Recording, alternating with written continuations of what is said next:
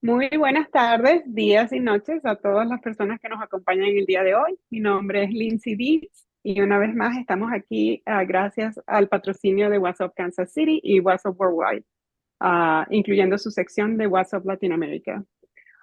Hoy nos encontramos hoy en la segunda parte de lo que es la conversación que empezamos con el rabino Isaac Ben-Zakem la semana pasada. La semana pasada tuvimos un tema muy importante y consideramos que eh, tendríamos que expandir un poco en el tema, ¿no?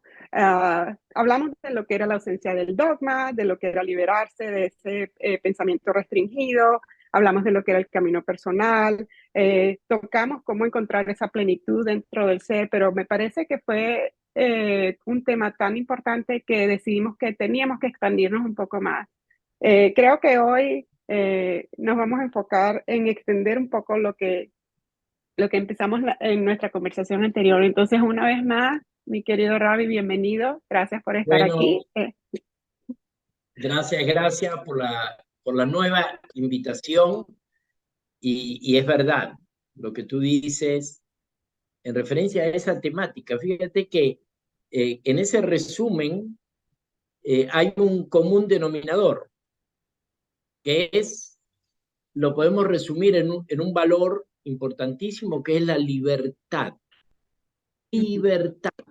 Realmente el ser humano a veces equivocadamente lo responsabilizamos de que se dedica mucho a la materia, ¿no? A la búsqueda del dinero, a la búsqueda de los bienes, al tener más que al ser.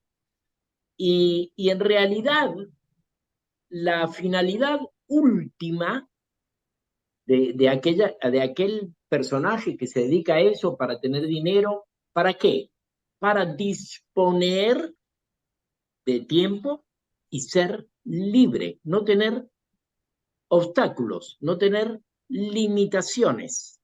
Por lo tanto, ese valor de la libertad es central y fundamental. Entonces, qué mejor que una nueva sesión para ir expandiendo el concepto y que nuestros seguidores aquí a través de este video puedan también expandir su conciencia. Eso es lo que esperamos, ¿verdad? Claro, en la medida que escucho y estoy tratando de internalizar lo que está diciendo, hablamos de la libertad y lo que era o sea, mencionan la libertad del ser en vez de la libertad de tener, ¿no? En no enfocarse en tener. Pero me crea esta disyuntiva como humana y digo, ok, pero ¿cómo podemos enfocarnos en la libertad del ser si nos han enseñado históricamente que lo más importante es tener, ¿no? O sea, tendríamos que cambiar un poco ese paradigma también. Nos han enseñado históricamente que lo más importante es tener una casa o tener un bien, y también no podemos negar la tranquilidad que trae el tener esa parte material o esa tranquilidad que viene con no necesariamente con el poseer algo, pero sí con la estabilidad en lo que es a nivel material. ¿Qué pudiera decirnos acerca de eso? Sí, bueno, ese enfrentamiento entre tener y ser, o ser y tener, es parte de los opuestos que, en cierta forma, el ser humano nos toca lidiar con ello para encontrar el punto medio y eso nos va a conducir en la vida. ¿Por qué? Fíjate que tú hablaste de una palabra clave que es el paradigma. Hay un paradigma que en la cultura, vamos a hablar de la cultura en general, de la cultura del ser humano, es que la materia modifica la materia. Y eso es como decir más de lo mismo, Ujú. porque realmente la materia es la expresión más densa de la energía. Por lo tanto, la energía la materia. El pensamiento, que sería como la energía, es el que en última instancia determina qué tengo. Entonces el pensamiento proviene, los pensamientos como elementos, vamos a decir, etéreos, porque no los podemos, sí los podemos mensurar, los podemos medir ahora con todas estas tecnologías, pero no lo vemos, es algo abstracto. El pensamiento tiene que ver con el ser.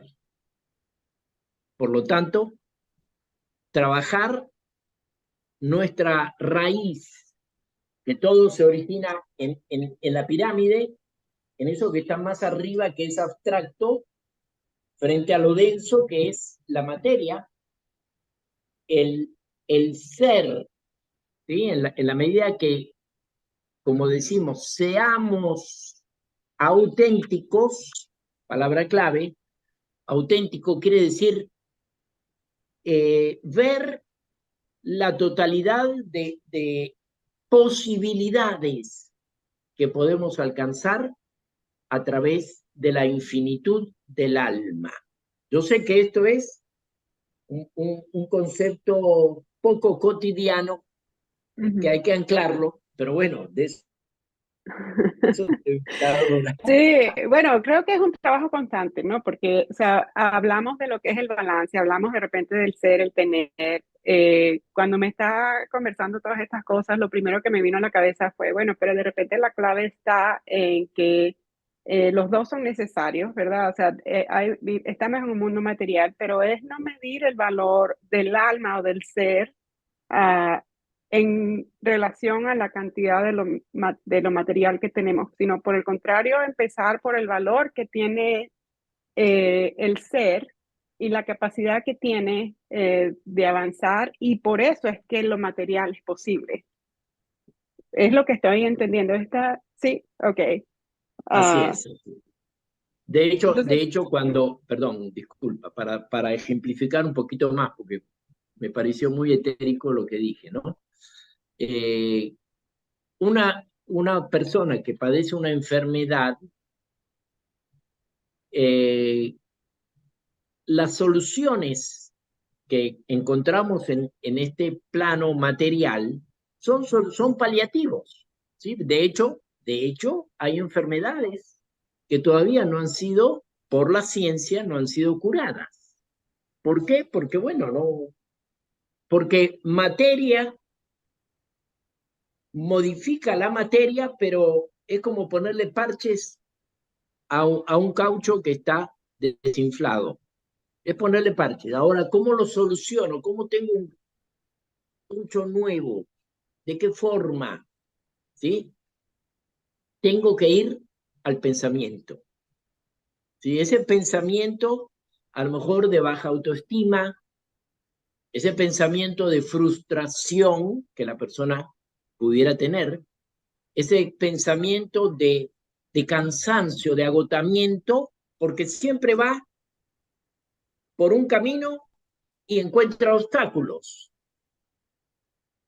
Entonces, la idea es ir al pensamiento, a la parte más sutil de la energía, al ser, que es donde está influenciado ujú. por el alma, y desde allí modificar, desde allí cambiar ese pensamiento de tristeza, de depresión, porque esos son estados que lo producen el hecho de pensar mucho en eso. Entonces, de cambiar, de modificar esos estados para que la persona pueda realmente acceder al mundo de la materia.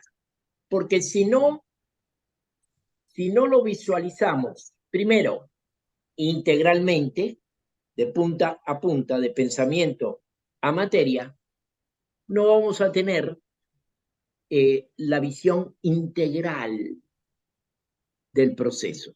Cuando tenemos la visión integral, vemos todo el bosque, podemos entender de qué trata cada árbol.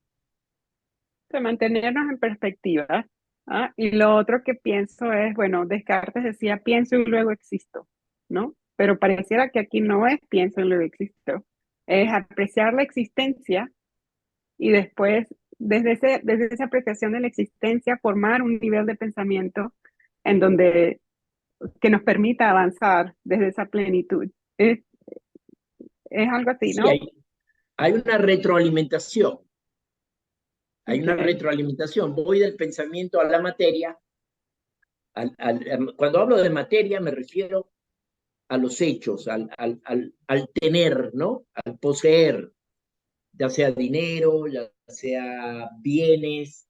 A veces esos bienes se han hecho muy abstractos, muy virtuales, ¿no? Porque, por ejemplo, Ujú, las criptomonedas, las transferencias, el dinero, todo eso se ha, mira, que antiguamente, por eso se hablaba de salario, era la sal, el ujú, elemento que te pesaba en una balanza, bueno, te doy tantos kilos de sal.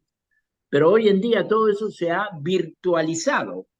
ujú. No obstante, cuando hablamos de materia, hablamos de eso, de esos hechos concretos que, que podemos disfrutar también. Eso no que, el hecho de que hagamos la exhortación a ver el inicio, es decir, el pensamiento, no significa que eso me va a quitar el disfrute de lo concreto, en el caso del disponer de dinero, del disponer de bienes, de disponer de propiedades, disponer de carros, de yates, Ujú. de aviones, etcétera. Eso no tengo que eh, ponerle una sensación, una energía que no sea absolutamente positiva.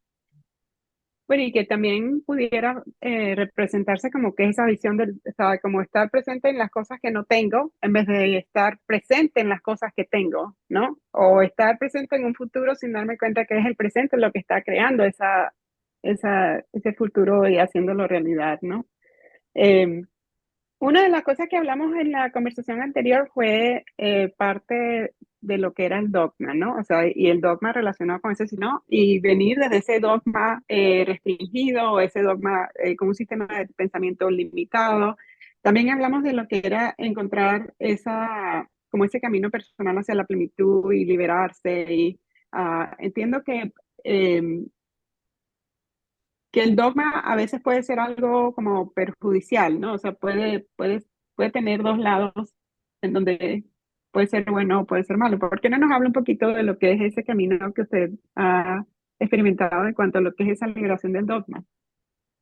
Así es, el dogma realmente por un lado te puede atrapar y por otro lado te puede dar mayor liberación. Entonces, eh, el dogma podríamos definirlo como expansivo, te da libertad, o restrictivo, te limita. Y bueno, yo en mi vida he vivido ambas, ¿sí? En una primera instancia, como referimos anteriormente, donde de niño, en edad de crecimiento, la adolescencia, viví en un hogar donde el dogma era estricto, ¿sí? Pero voy a hacer una aclaratoria. Eso era la forma en que yo lo veía, personal, Eso fue ¿sí? lo O primero. sea, lo estricto está aquí adentro, no afuera. Sí. Bueno, es que mientras me estaba hablando estaba pensando y digo, pero no es la percepción del niño esa, que todo es restringido. O sea, hay tantas cosas y como padre o como madre en este sentido puedo darme cuenta cómo no es la naturaleza del ser humano empujar los límites o sentir que tiene que empujar los límites. Y de repente eso es parte de esa visión que usted está hablando. O sea, lo vemos como límites porque quisiéramos expandirnos Claro, es el trabajo que uno como inserto en esta vida hay que hacer, ¿sí? Ratificando eso que estoy diciendo, que realmente la limitación estaba en mí como niño, es que tanto mi papá como mi mamá, papá era rabino también, Ujú, eran personas,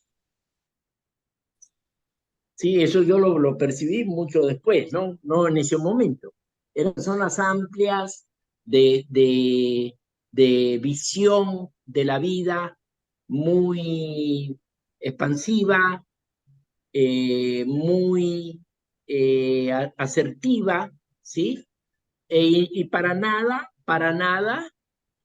eran restrictivos, para nada. O sea, la restricción vivía dentro de mí y yo la proyectaba a través de eso, porque eh, en ningún caso abrí la boca, ¿sí? Para decir, esto no me gusta y lo quiero hacer de esta forma, sino que sencillamente tomé la decisión de carril. Por aquí me llevan, ujú, por aquí voy. Pero si hubiera abierto la boca, seguro, segurísimo, hubiera sido atendido y se hubiera expandido ese proceso. Sin embargo, ujú, agradezco haberlo vivido, porque eh, en, en, en ese sentido tengo de este lado de la balanza, ujú, tengo ese entrenamiento y por el otro lado de la balanza ahora, vamos a decir, y cuando hablo de ahora es, por decir, los 10 últimos años de mi vida, ujú, eh, voy sintiendo, voy sintiendo voy viviendo, voy experimentando, voy disfrutando de lo que es liberarme del dogma. Si el dogma está, lo realizo, pero ahora lo realizo con placer. ujú. Antes era por Eh, obligación, sí, sí, ahora o es sea, sí, pareciera por que es placer. como también habla de la palabra expansión y no puedo evitar relacionarlo con el nacimiento de nuevas ideas, como estar abierto a nuevas ideas, estar abierto a nuevos caminos y utilizar entonces el dogma con el que crecimos como la fundación que nos va a permitir construir la vida que queremos, el templo que queremos, o sea, ese edificio de alguna manera que queremos, o toda esa parte material.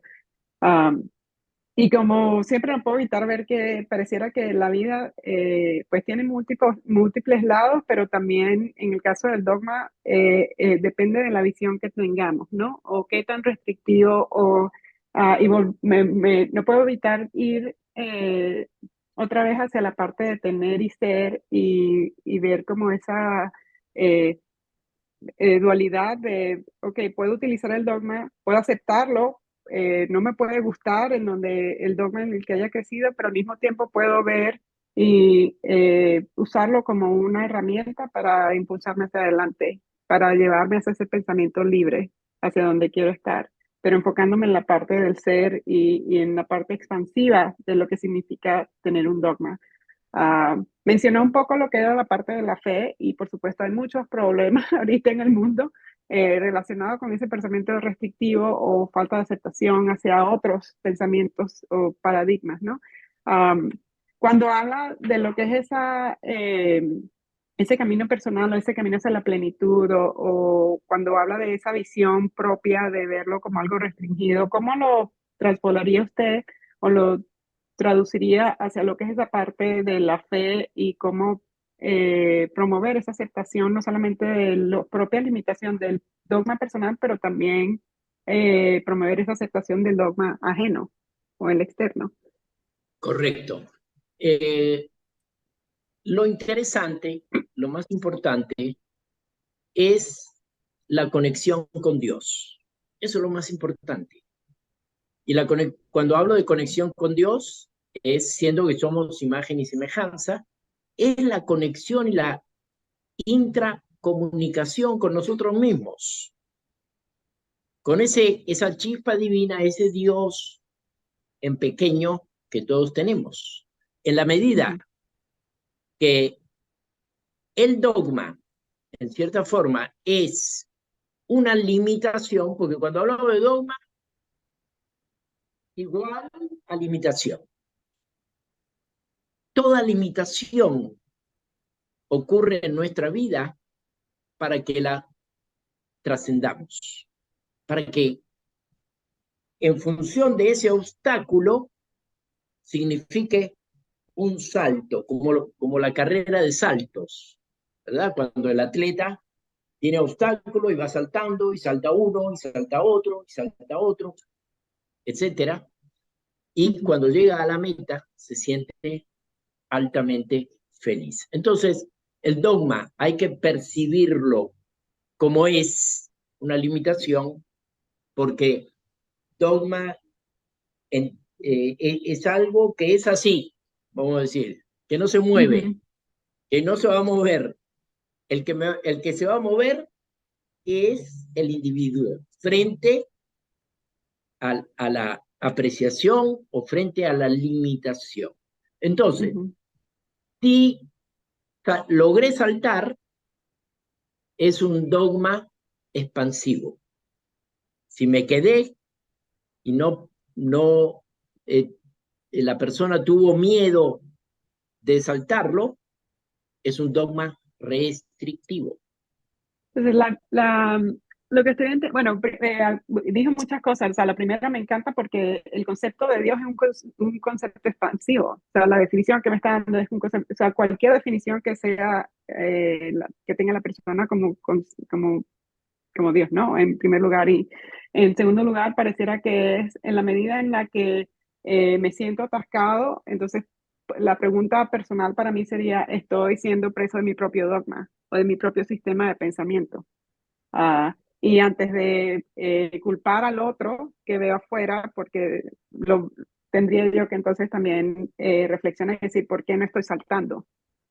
¿Qué es lo qué es lo que me está frenando? Y asumir ese sistema de pensamiento propio más que como la manera en que vemos la vida, más que es la otra persona la que lo está haciendo, o él debería pensar como yo, o él, sino entender que, bueno, es mi propio dogma y yo soy la que debería saltar ese obstáculo que no me está permitiendo sentir pleno o en estado de plenitud.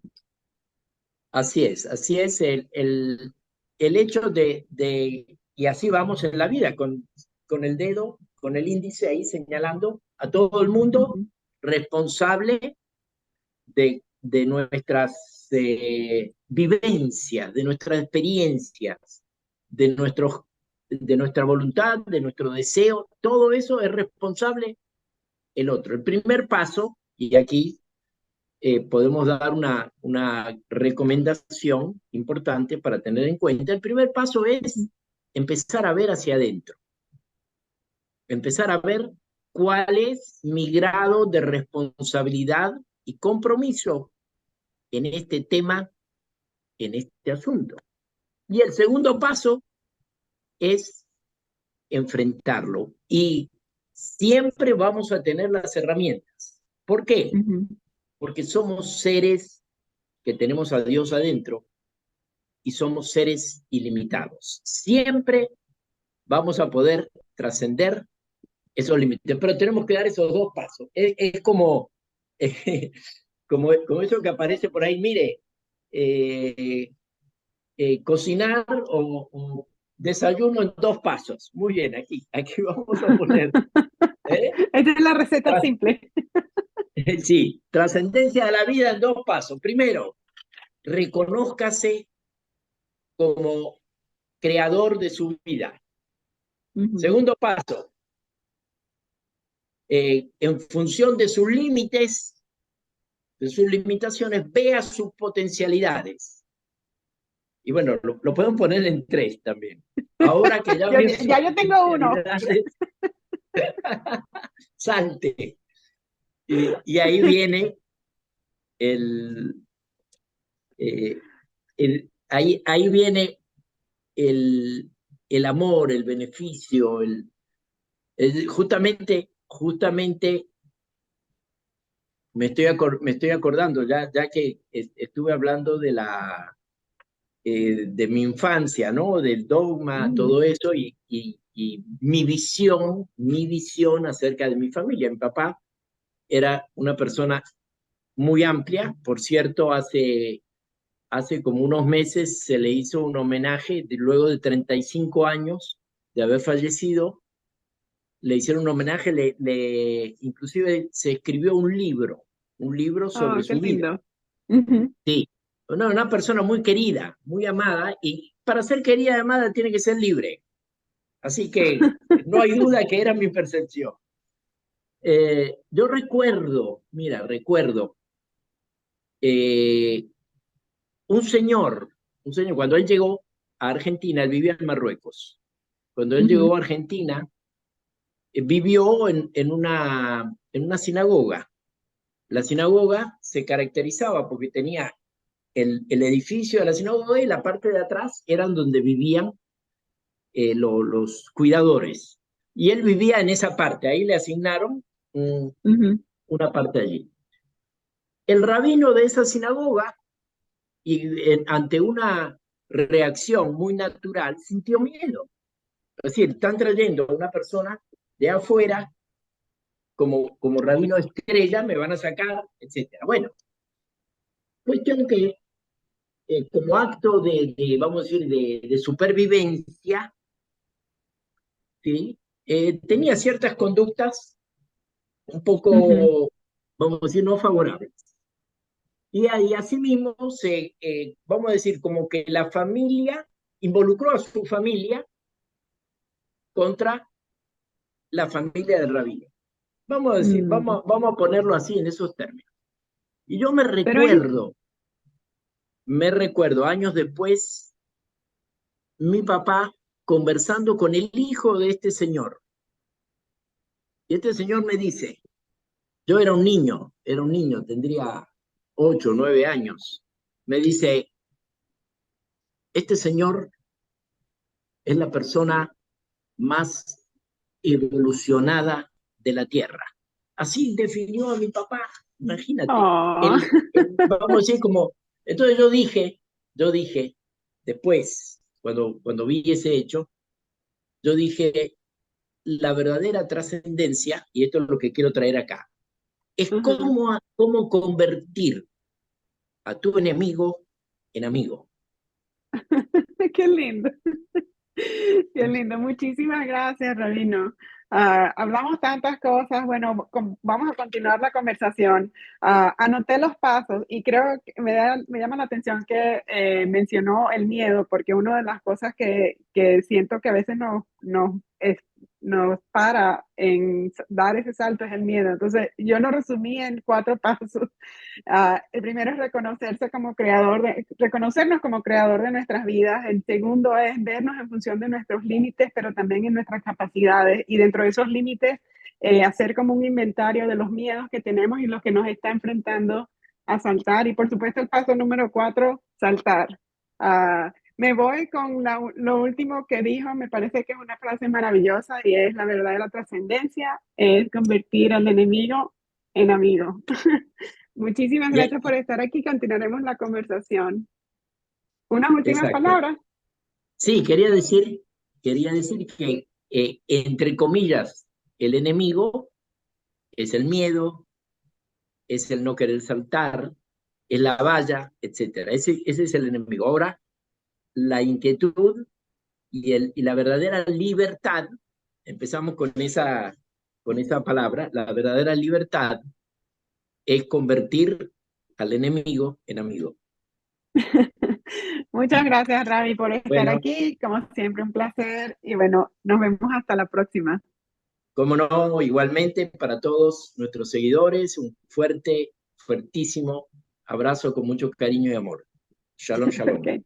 This is brought to you by Kansas City Business Association, working to improve our community.